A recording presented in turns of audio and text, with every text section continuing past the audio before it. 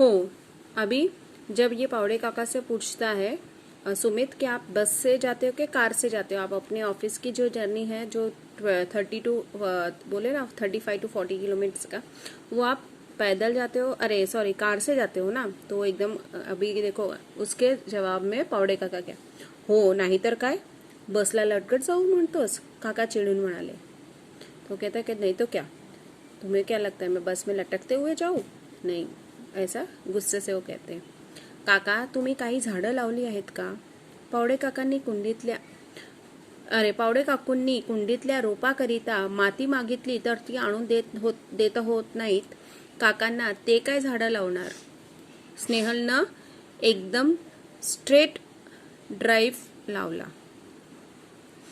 तो अभी उन्होंने सुमित पावड़े काका से पूछता है कि क्या आपने कोई पेड़ वेड़ लगाए हैं क्या?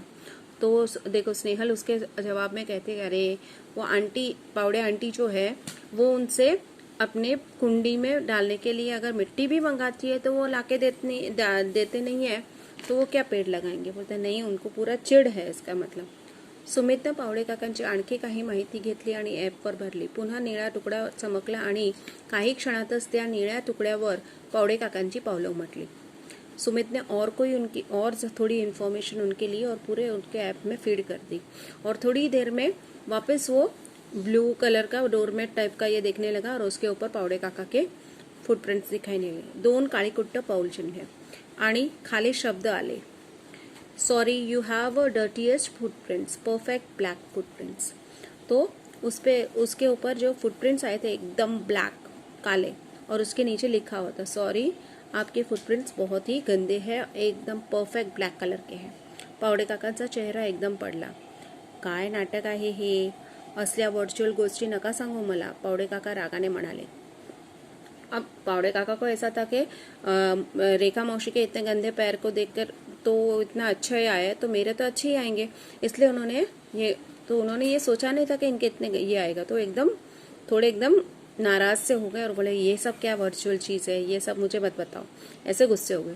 सुमितने त्यांच्या नाराज चेहऱ्याकडे पाहिलं आणि तो समजावणीच्या सुरात म्हणाला, माफ करा काका, पण ही पावलं वर्चुअल नाहीत, उलट पक्षी ती अगदी खरीखुरी आहे। तो अभी उनको समझाने के उसने देखा कि चाचा अंकल नाराज हो गए। कहता कि सॉरी अंकल, लेकिन ये जो फुटप्रिंट्स है वो कि वर्चुअल नहीं है, ये एकदम राइट है, ये हमें सही ये देती है।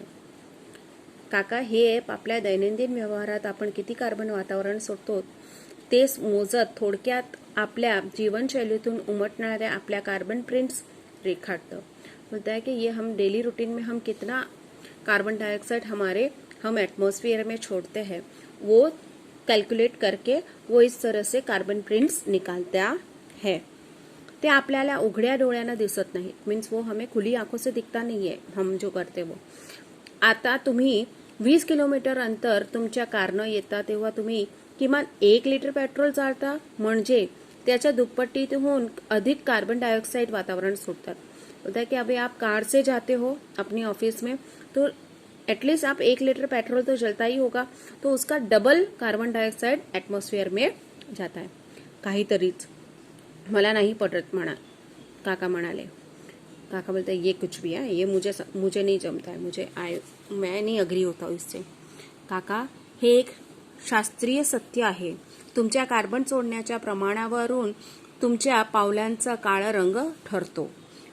रेखा मावशीच्या रोजच्या जगण्यात कार्बन उत्सर्जनाचा वावच नाही, म्हणून तर त्यांची पावलं आपल्यापेक्षा अधिक सुंदर चंदेरी आहेत। सुमिल बोलत होता, बाप रे, आपण फरशी घाण होण्याची गोष्ट करतो, पण आपण तर अवध वातावरणच घाण प्रदूषित करत असतो। किती प्रचंड कार्बन चिकटलेला असतो आपल्या पायाला। ग्लोबल वॉर्मिंगला हातभार लावतो आपण। अब देखो, तापानं फणफणली आहे आपली धरती, आपल्या पायाला चिटकलेला हा कार्बन आपल्याला धुवायलाच हवा। मी ठरवलंय, मी कॉलेजला जाताना सायकल वापरणार, मला माझे पाय रेखा मावशी सारखे चंदेरी हवेत, स्नेहल गहीवरून म्हणाली। अब वो कहता है कि नहीं अंकल, ये सच है कि इसीलिए उस हिसाब से वो कार्बन की हम जो ये करते हैं उस हिसाब से हमारे फुटप्रिंट्स का रंग ब्लैक होता है।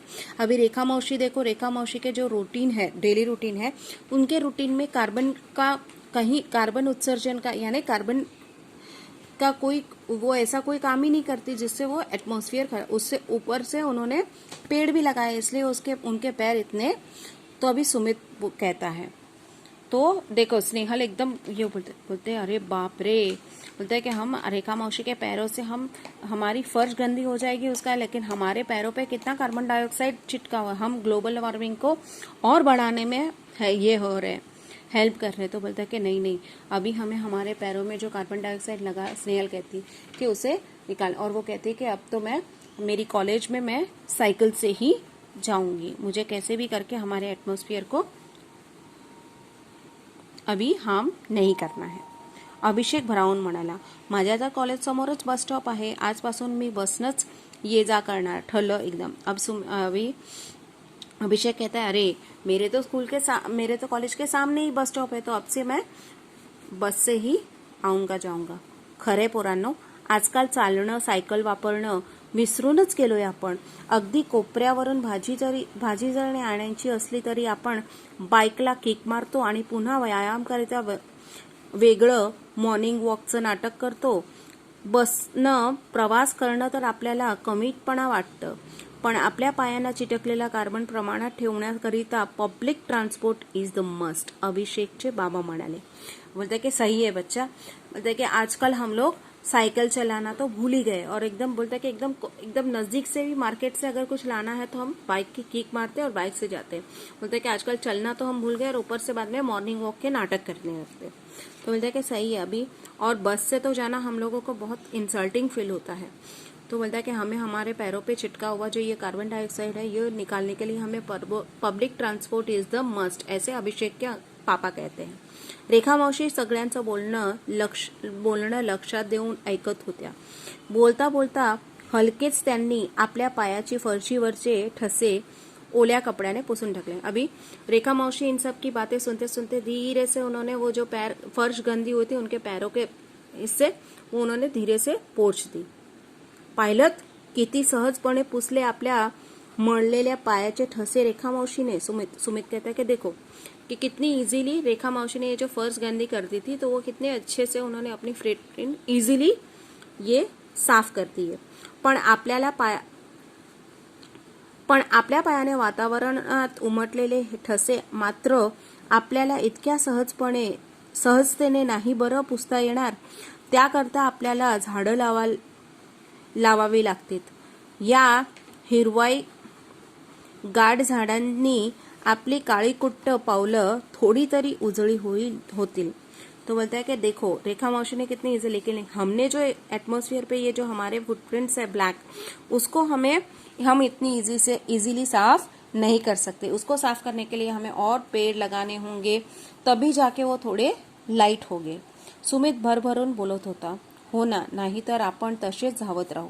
मीन्स बोलता कि सही है, मळलेल्या पायांनी माणसं बनून, मीन्स पावडे काका कहते की बोलले, आणि त्या निळ्याशा तुकड्यावर चांदणं उमलल्याला त्यांना भास आला।